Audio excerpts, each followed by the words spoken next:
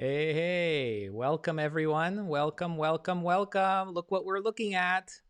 You saw what that was. It is the Jupiter-Saturn conjunction, and that's what is headlining this week. Welcome. I'm Andrew Fazekas, the Night Sky Guy. It's so exciting. There's just so much happening this week in the night sky. I've got the chat room open. I hope you're doing well. It's been crazy. I've been so busy doing a lot of interviews, writing articles, all kinds of things related to, of course, the great conjunction between Jupiter and Saturn. But there's so much more else happening in the night sky. I hope you had a good weekend. Perhaps you might have caught some of my live streams that I've been doing about the previewing the great conjunction. That's been something that's been fantastic.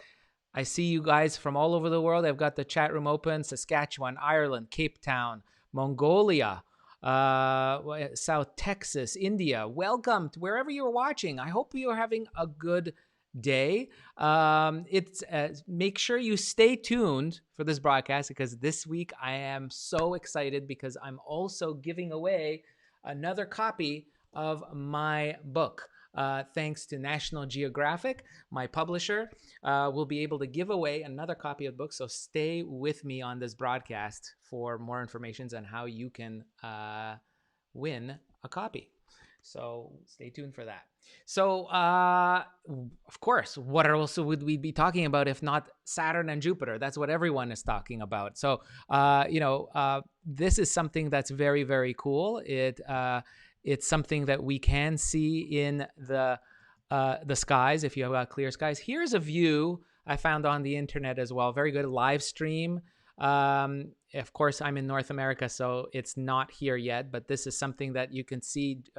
Jupiter is the brighter object to the lower left. The upper right is Saturn. You can see the rings of Saturn there. That is a very cool view. Again, this is something that you cannot be able to see with the naked eye. This is something that you can only see with a telescope. That's what this is, a telescopic view of both Saturn and Jupiter paired up. How far away are the two planets? They're about 1/5 the diameter of the moon. That is how close the two planets in this image are right now. It's really incredible. What else is oh my gosh, Lisa's watching from Medicine Hat, Alberta. Hopefully we'll see it tonight, but with the snowy clouds, I think we'll miss it. Now, don't worry. If you miss it today, Saturn and Jupiter will still be very close over the next few days. Today, they're ultimately at their closest, and they'll start pulling apart. And but still a beautiful sight for days to come, probably weeks. Sonia says, we saw the rare phenomena here in Cyprus. Best regards and happy Christmas. Thank you. Same to you. Same to you. Kathy from Quebec, hi. Thank you. Love doing this program. It's a lot of fun. People around the world tuning in. And what are we talking about? About the night sky, right? So why don't we hop in and start looking at what we can see in the night sky? So here we are. We've got our planetarium program all set up, our virtual sky. And of course, what do we have? We've got the Jupiter-Saturn conjunction, right? That is what it's all about. Look at that. So this is the setup basically for tonight, December 21st. If you're watching this archived, you'll see other things as we move along the week. But right now on Monday night, the moon is positioned far away from the Jupiter-Saturn pairing. And if you look way down in the southwest sky, that's where you'll see the Jupiter-Saturn pairing right there. That's where they are. And you can see how they're positioned is right there. I'm just going to lower the magnification because that's not how close they are actually. They're more like that. And there you can see them. The pairing, just like what we were seeing in the feed, right? Very close to what we were seeing in the feed before. There's Jupiter, there's Saturn. So that is what's pinning down the southwest skies right now. But that's not all that's happening. We also have tonight, Monday night into Tuesday, December 22nd, we've got a meteor shower. Yes, there's also a meteor shower. You probably haven't heard of them. It's called the Ursid meteor shower. Now, the Ursid meteor shower is really a very faint shower. It's not very prominent, but the Ursids are known to produce somewhere around 5 to 15 shooting stars per hour, depending on your how dark your skies are. If you're in the city limits, you expect some low ones, maybe 2, 3, 5 shooting stars per hour. If you're out in the countryside or somewhere where there's not much light pollution, you can get a little bit more. Now, as the name suggests, the Ursid meteor shower, Ursid meaning bear, it actually appears from near the Little Dipper. That is where it appears. So if we zoom out, you'll see that we can go towards the north and see where that is. Here we go. And there's the Little Dipper. You can see that very clearly. The Big Dipper's hugging the horizon in the north. And this is the area where the shower appears to originate from. That's where it gets its name, Ursid. So the Ursid meteor shower expected to peak tonight, Monday, December 21st, into the early morning hours of Tuesday, December 22nd. So that is what is going to greet you. Now, if we move the clock forward into early Tuesday morning, again, something else to see if you're up already watching the shower, what else can you see? Well, just as the morning comes up, we looking towards the east, so we switch over to the east. What you'll see is Venus close to Antares. This is going to be quite a sight. You can see the two at just before sunrise in the southeast. There's planet Venus, and Antares is the brightest star in the constellation Scorpius. Now, we usually talk about Antares and Scorpius in the summertime for in the northern hemisphere to watch. That's the most convenient time for us to watch. But right now, at this time of the year in December, it's visible in the early morning, just peeking over the horizon before the sun rises. You can see there's the mythological outline of Scorpius, the scorpion, the giant arachnoid. And right in the claw of the scorpion is Venus. And Antares is the brightest star in the constellation Scorpion, the Scorpius. And this star is 550 light years away from us. So when you're looking at Antares near Venus on Tuesday morning, that is incredible because the distances are so vastly different. Venus is much closer. Venus currently right now, as we speak, is 228 million kilometers away. That means that it is 12.6 light minutes away. So it takes light about almost 13 minutes to reach your eye from Venus, while from Antares, this brilliant star in the southeast morning sky just before sunrise, that orange star, is 550 light years away. So these two bright objects, star-like objects, will be pinning down the southeast sky at dawn. So if you're up early, this is what's in store for you on December 22nd in 2020. Just an amazing pre-holiday fun stuff. So now we move into Wednesday, December 23rd. So let's skip over a whole day to the 23rd, and we'll go into after sunset. So here we go. We'll zoom out, and right away you'll notice something. The moon is pairing up with a planet. And this time on Wednesday evening, December 23rd, the moon, I'll put it a little bit darker here for you, it will be paired up with the planet Mars. So Mars will be basically sitting on top next to the moon, the waxing gibbous moon. Here it is in the constellation Pisces, the fish. That's where it'll be. And remember, what we're talking about here is looking into the southeast sky. After darkness falls, check this out. You'll be able to clearly see Mars. And one challenge for you, can you see Mars above the moon? You'll definitely see the moon before the sun sets. So during daylight, you can actually see the moon during daylight quite easily.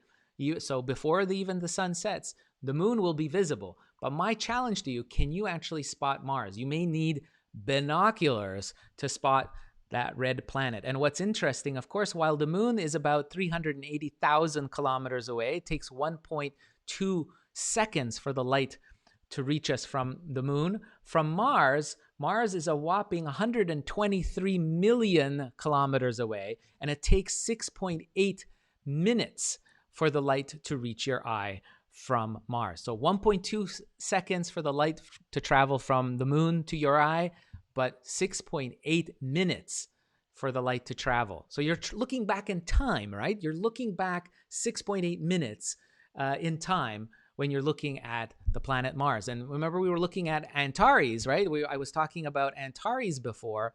And what were we saying about Antares, right? Was that it's 550 light years away. 550 light years. That means that's how far back in time you're actually looking when you're looking at that star, Antares, that orange star near Venus on Tuesday morning. But now on Wednesday night, December 23rd, you're seeing the moon next to Mars. Just a beautiful sight in the constellation Pisces. Looking at the chat, Emily says she lives in Montreal. I don't know where north or east or any other directions are. So just think of, Emily, look at where the sun sets. The sun sets generally in the west, right? So if you know where your sun sets and you take note of that sunset, region, your compass direction, where you are. If you know that you're facing west where the sun sets, then you know in back of you is generally east, right? You'll know that to the right of you is north and to the left of you is south.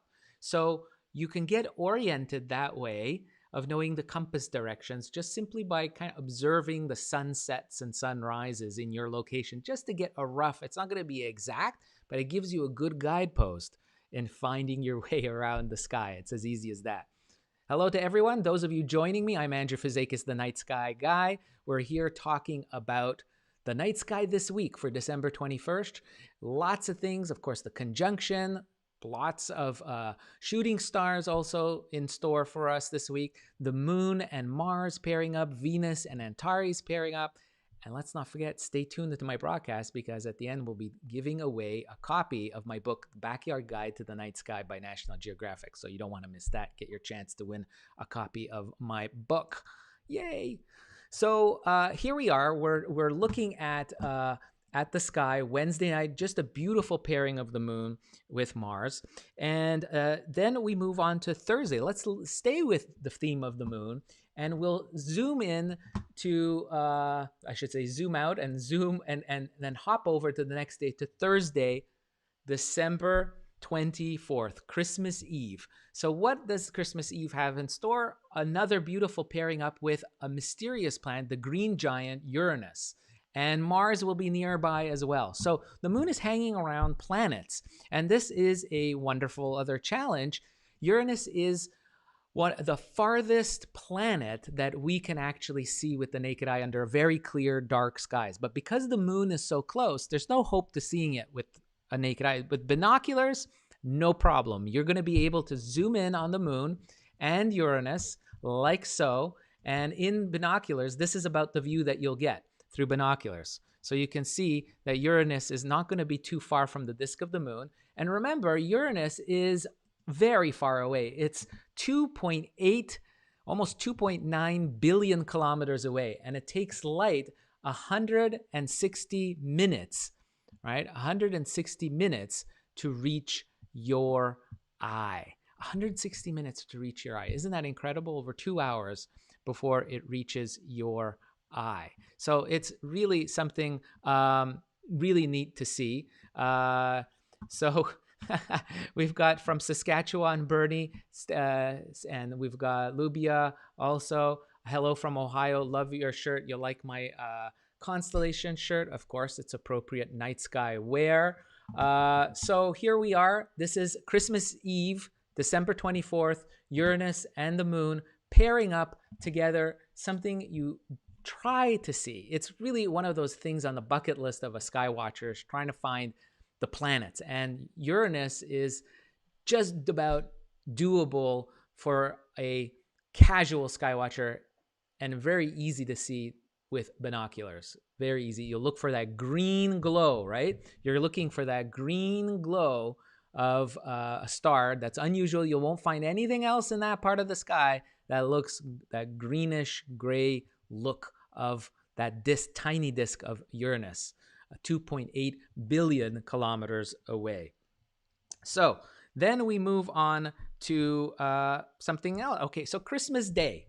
Here's something a little bit different. It's more of a, I think, sometimes I look at things and I look at what I'm going to be looking at for this week to share with you guys. And I thought this one was really cool. It comes from my friends at Sky and Telescope magazine, and they kind of pointed this out this week. And I thought, this is appropriate. This is something very, very cute.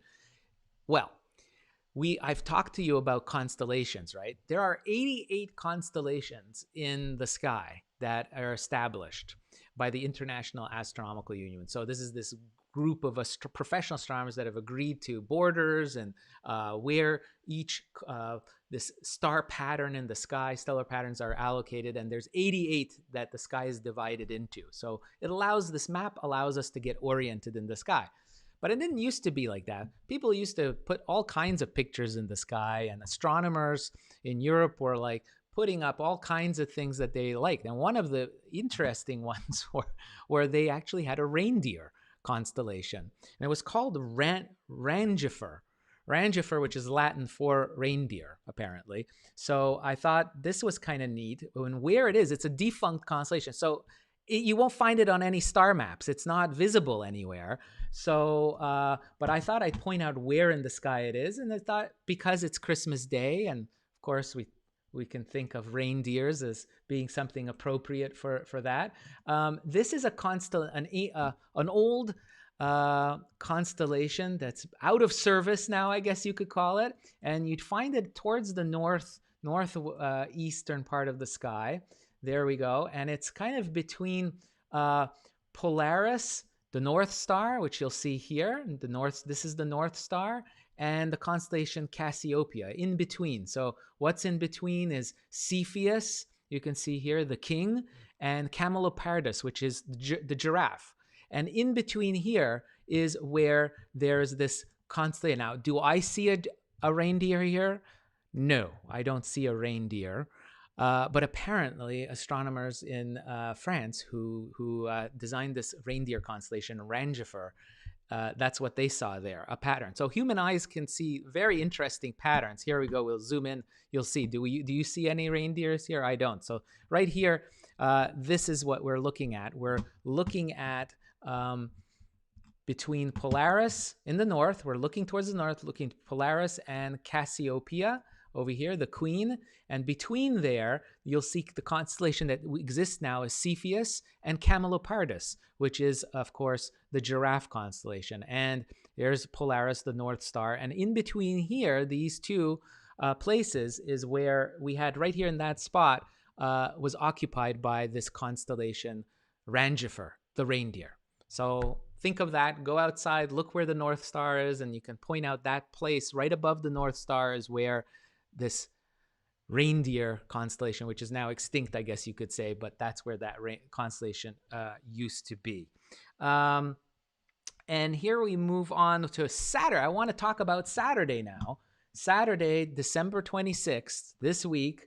What else is there to see in the evening skies? We'll move across here. Let's see, the 26th, right like that. And you will see the moon positioned in one of my favorite constellations, which is, of course, Taurus, the bull. Taurus, the bull, and there it is. There's the moon, the waxing gibbous moon. It's nearing its full moon phase, which will be at the end of next week. We'll see that. And here it is. You can see it's in Taurus, and it's positioned between two favorite star clusters. The Hyades star cluster, which is pinned down by the Eye of the Bull, Aldebaran, that bright orange star.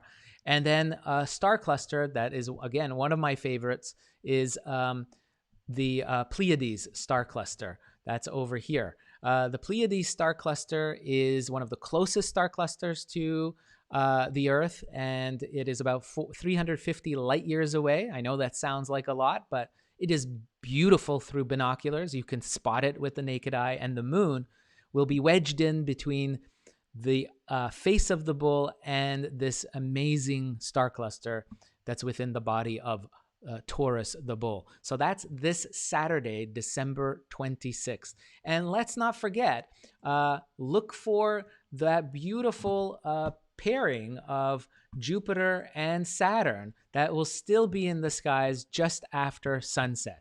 Even on the weekend, you'll see that Saturn has moved away now. You can see that. If I pin this is Saturday, December 26th, but if we go in the days, you'll see December 27th, 28th, 29th, 30th. They don't move too much. They're still beautiful together in the sky. So you don't want to miss that this weekend or anytime this week or next week. Keep watching this beautiful conjunction between Jupiter and Saturn. Something really, really cool to see. So we've got a jam-packed week, don't we? We've got lots of things to see. I want to see your photographs if you have any. I'd love to if you share them with me. I'll be around this evening.